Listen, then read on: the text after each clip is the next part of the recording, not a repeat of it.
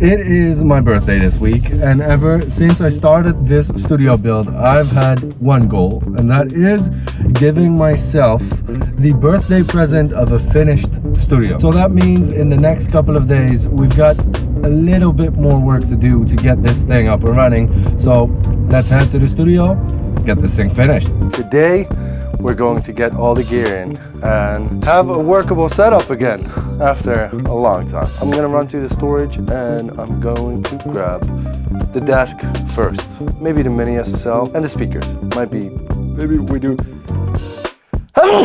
Maybe I grabbed the vacuum cleaner first. And after I got rid of all of the dust, it was time to get the speakers back in and put up the measurement mic, because yes, with every change I do to the room, I want to make sure I have a measurement. We've got the speakers back in for the 1600th time. What I want to do every time I put something else back in is measure. So we've got the measurement mic on the same position, and then we can see what we get.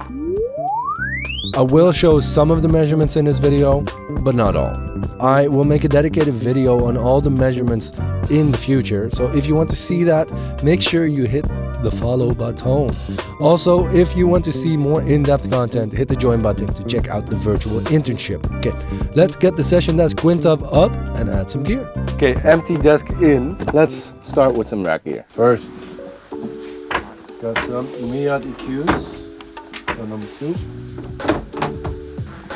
Then 1073, a Tagular very tube compressor.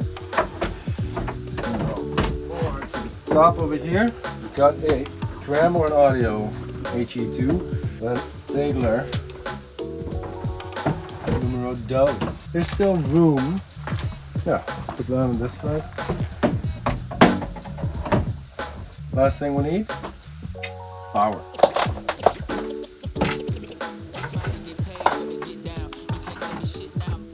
Okay, then let's see what it does when all this gear is in. If we take a look at that first measurement, we can see that putting in the gear does make a difference.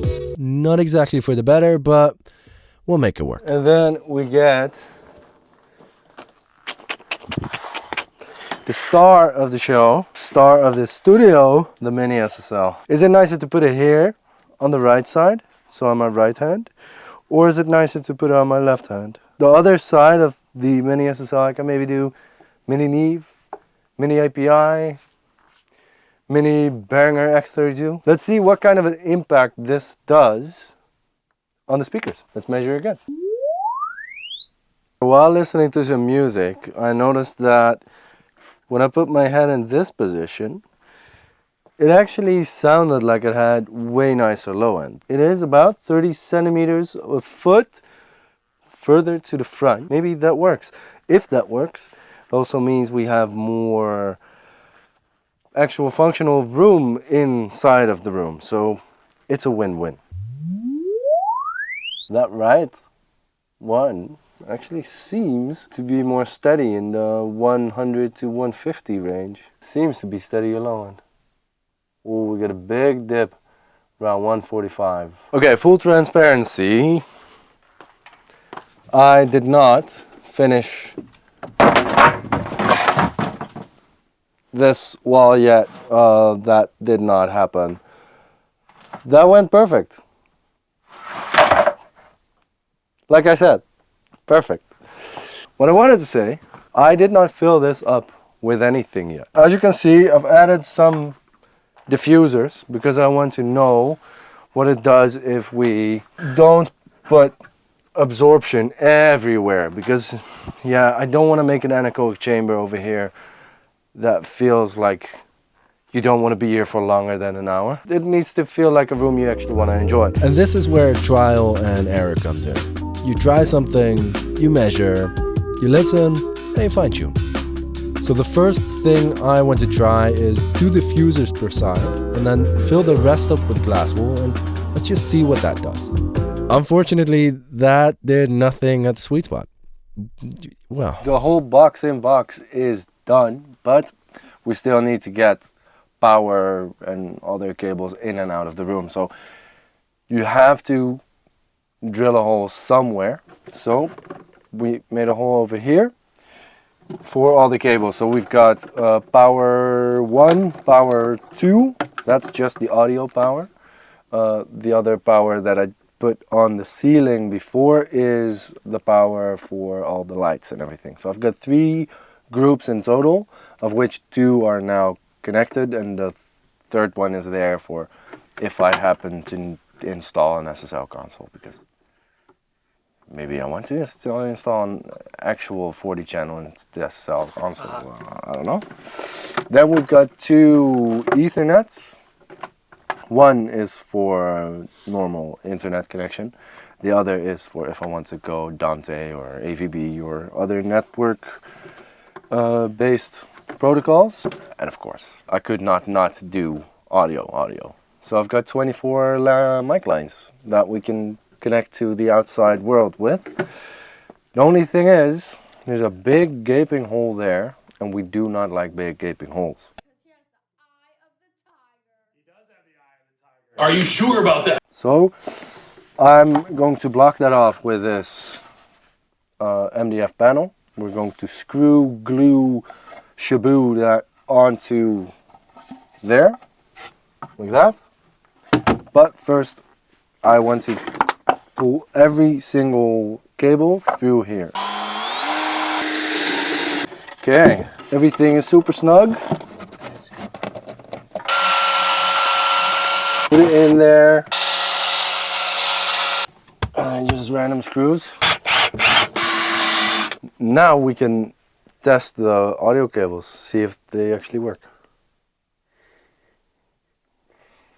Oops. I actually didn't, so it could very well be that they don't work. Okay, we've got WA1B, the V-Comp Plus. We've got a blue Robbie. You were just asking me what was my first professional piece of gear. I think this, together with a TLM 103, was my first, like, when I was like, I'm building a studio, I'm going pro. That was this. Blue Robbie, yes, by Blue Microphones. Not a lot of people know about these. Apollo X8, Apollo X16 second gen, and then we've got the X4 second gen. I want to keep all the Apollos there in that rack. Unsure about monitor controlling yet right now, because I won't have any control over on my desk, which might be very annoying. Now let's first figure out what needs to go where, because the Apollos I'd ideally place as far away as possible. So somewhere here on the bottom. I just need to see if there's input coming in or out. If there's a headphone plugged in, I want to be able to turn that dial. So I think first a drawer here, so we can put little cables in. X16, 1 spacer, because you need a spacer between these Apollos, they get hot. X8, X4 on here. Maybe here, so I can go here for volume control for the time being. Okay, let's start by putting in the outboard gear. First the 1178 and the V-Comp Plus before we put in the Apollo X16, which connects to the mini SSL. So let's get those connections out of the way first. Let's see what he did. Group out, AD in, tape mon, DA out. Group tape monitor.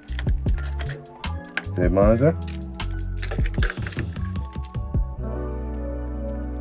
Group out.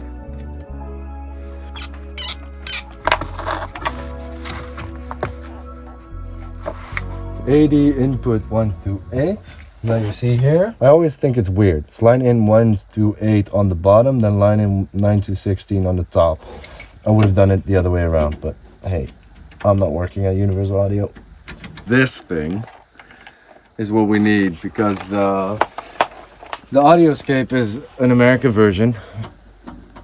And it works on 110 volts, so I need to put this thing here. There's like multiple markings. There's like here 110V only, one notice voltage 120V only. Then this says it and that says it. So hopefully I won't have to get any new fuses. This can go in. It's a little bit annoying though. Maybe we put it the other way around. So you remember that amazing rack that we built? It's even more amazing now. I did not put this on crooked. That's not why this side of the 6 out less than this side. It really doesn't matter to me. It's like I'm not selling this stuff. This is just for me. It's a bit crooked. Also, the front racks are slightly off. That might annoy me at some point, but hey. Basically, I put the power sockets outside. Right now, we can easily plug everything in. So I am leaving a little bit of space over here between the Apollos because they get very hot.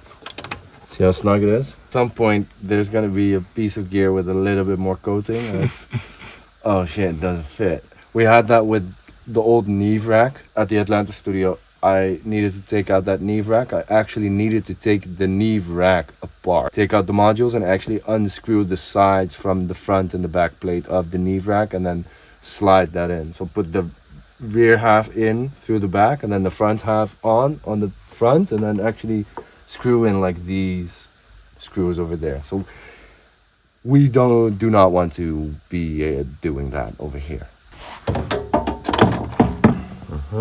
So Oliver, you were asking before, do you only do the bottom ones and is that fine? It is because this is just a rack. It's not a flight case. It's not going to be thrown around because we're going to a gig or something. The gravity and the weight of the rest of the case is always going to pull the top of this front plate back. So if we put these in, then these don't need to go in because there's never going to be a situation where this rack will tilt forward unless we do something really stupid, but then we should take the gear out. So gravity will keep this in snug for us.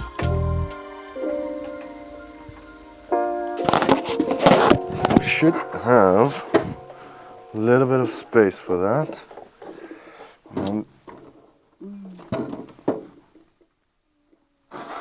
Oh yeah, normal lunch boxes are 3 units high.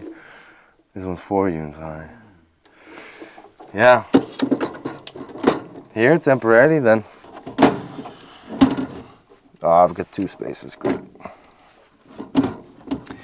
Hey, that thing I was telling you about just now. At some point, there's gonna be a piece of gear with a little bit more coating, and it's, oh shit, it doesn't fit. Yep.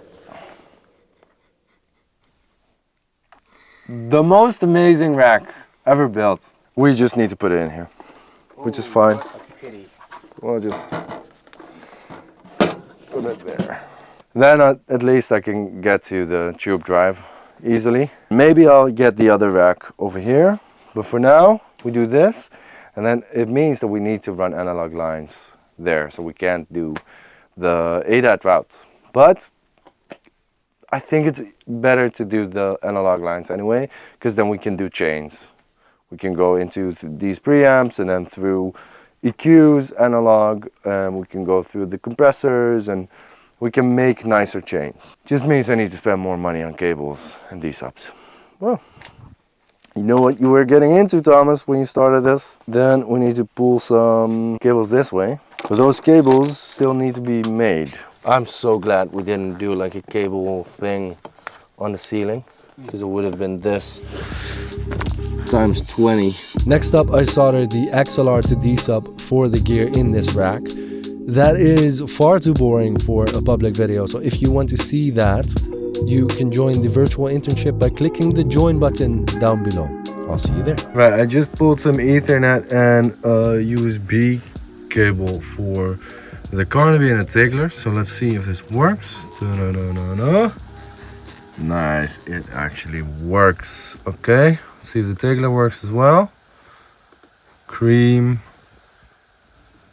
If I push this up, yes, we get motorized knobs there. Okay, that's super good news, because then I can just do my stem master today. By the way, if you want to pick up any of the Tigler stuff, I can get you a little bit of a discount with an affiliate link I will post below this video, and with that you get a bit of a discount on anything Tigler makes. Trust me, they make cool stuff.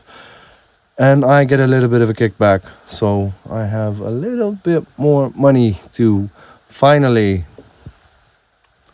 finish up this studio. We're almost done. I want to complete the corner traps in the back as well, and then nicely make something to hide the air conditioning unit a little bit, and also get some extra bass trapping there in the back corners. So that's what we're going to do first. Well, we've shown you how corner traps are made. So yeah, we'll see you in a sec when they're on. For these corner traps, we decided to go for the French cleat system. So we're temporarily screwing them to the wall so we can mark off where the cleats need to go. Then we're taking it off, we're putting the French cleat on the back wall, and then we can put on the corner trap again so we can put the actual other side of the French cleat to the frame. Yeah, it's a lot of work, but then you have something, as we say in Dutch. Then I can proceed to wrap that in the first black fabric and then the smelly white on top of it. After that's done, we can fill it with all the glass wool, and then it can go onto the wall and it slides right off. Nice. And it's exactly the same process for the other side. And that's done. My next idea, we put this entire cabinet together. I took it apart again because I felt with the entire cabinet there I couldn't get all the absorption I think I'm going to need. Now I do want a little bit of cabinet space, but I think this is enough. We did it a little bit different than the previous one, because here you can see that we've got horizontal frames.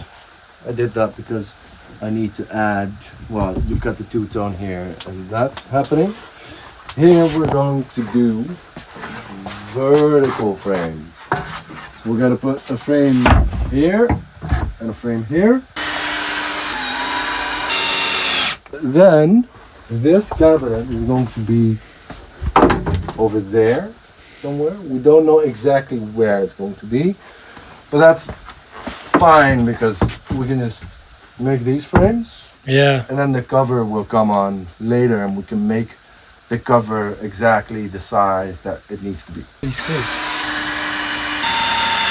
And then I think we just put a plank here, maybe.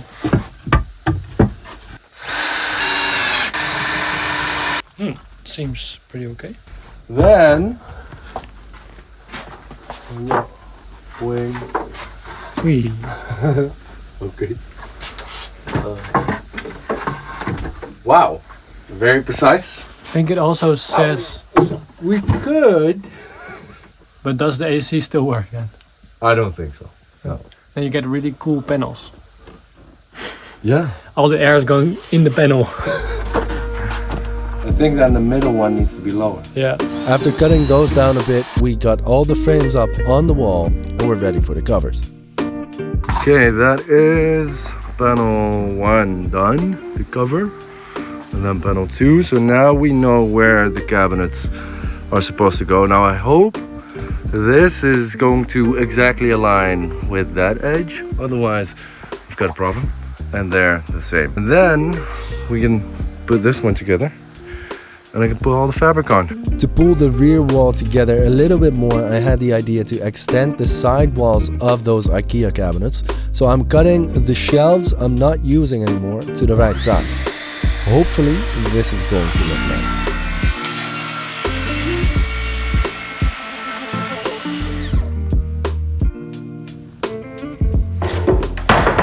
Okay, let's see if this actually works. We already beautifully dismantled it, which in hindsight maybe wasn't even necessary.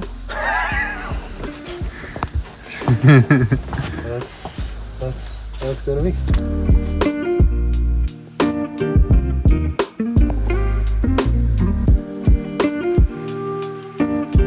Wow, I think I like this.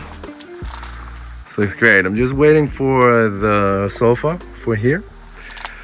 But I am very, very happy with the cabinet design and deciding to take off the middle shelves and just put like a panel there. That was a good call. I extended these. So yeah, from super close you can see it, but yeah, I don't think you're gonna see it that much. And then we need to finalize the AC part and everything, but That's just details. One question though for you. Should I do the brown teddy like that behind the cabinets, or should I leave it white like the rest? Let me know in the comments. We're almost done with the studio build, but first I want to make sure the front part of the room is ready. An important part is the cabinets on my sides that will hopefully in the future house my Atmos speakers. First I'm test fitting the frame without the shelves to see if it actually fits. Very, very snug. Okay, and that is the right one and the left one in. I just need to do the planks, and hopefully with the planks we can push it out a bit so these gaps are not going to be there anymore. And there we go. We've got the side cabinets completed. So I think that is going to be it for today. Let's see how that looks from here. Nice, looks great. And of course, a studio would not be finished if it doesn't have a Chesterfield couch and a Persian rug. Nice. What do you think, Junes? He's like, can we please just go to a park and run? We are as good as done with the studio. I'm not completely finished, but I wanted to prioritize getting this video out there on my birthday. So I've got a little bit left to do around the door and the window over there. I'll do that after my birthday, but the rest is actually, it's set. We're good to go. I've been doing STEM Masters already. People are loving it. I'm getting great results. I'm getting great responses from people. So I'm very, very happy with how this sounds. In the future, I will do a video on all the measurements I did and breaking that down. I just wanted to wait until I was at a spot that I'm happy with, getting rid of that 100 to 140 hertz issue, getting the low end as flat as possible, stuff like that before I dove into all of that. So you will get that in the future. There's also a video coming up on the soldering of the D sub to XLR and stuff. That's a little bit more nerdy though, so that will be a members only video probably. So if you want to see that and if you're into all the nerdy stuff, make sure you hit the join button down below to check out the virtual internship, because there you get it all. You also get access to a WhatsApp group where I share many things like updates and also all the measurements from the Room EQ Wizard. You get the Room EQ Wizard file so you can see all of that stuff. If you're into that, go check that out. And if you're not subscribed yet, please do that down below. Give this video a thumbs up so it makes sense for me to make more videos like this. So that's it for me. See you on another video. Later.